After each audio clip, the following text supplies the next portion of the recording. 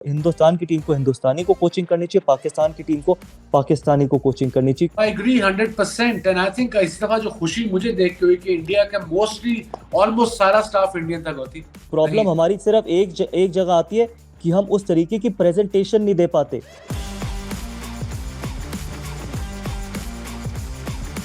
हिंदुस्तान की कोचिंग और पाकिस्तान जैसी टीम देश की कोचिंग सिर्फ हिंदुस्तानी या पाकिस्तानी ही करना चाहिए। और ये मैंने बोली थी तो सबने कहा कि हम गैरी कर्स्टन के अंडर जीते, क्योंकि जो इमोशन राहुल द्रविड़ के पास होंगे वो वाइट टी शर्ट या फिर वो ब्लू टी शर्ट पहनने के, वो किसी फॉरेन कोच के पास नहीं होंगे।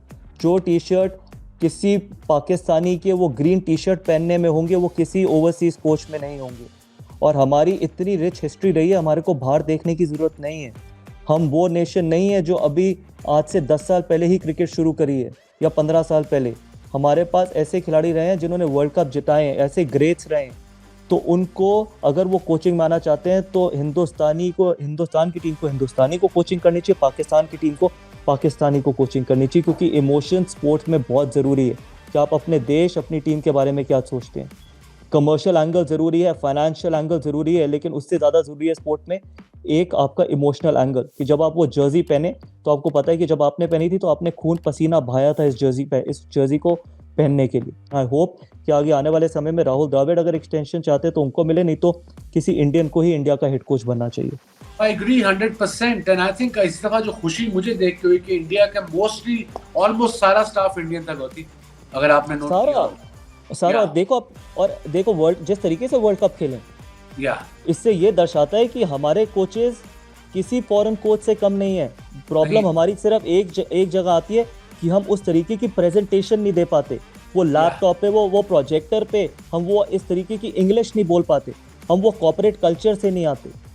हमारे को ज़मीन पे काम करना आता है, हमारे को ग्राउंड पे जाके मेहनत करनी आती है, हमारे को अपने इमोशंस दिखाने आते हैं, चाहे वो हमारा देश हो चाहे वो पाकिस्तान हो। हमारे को वो बड़ी बड़ी बातें करनी नहीं आती।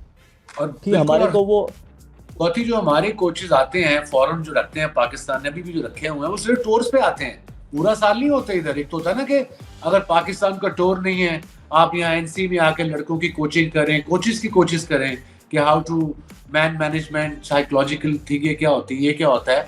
वो टूर से चले जाते हैं और टूर से 5 दिन पहले आ जाते हैं।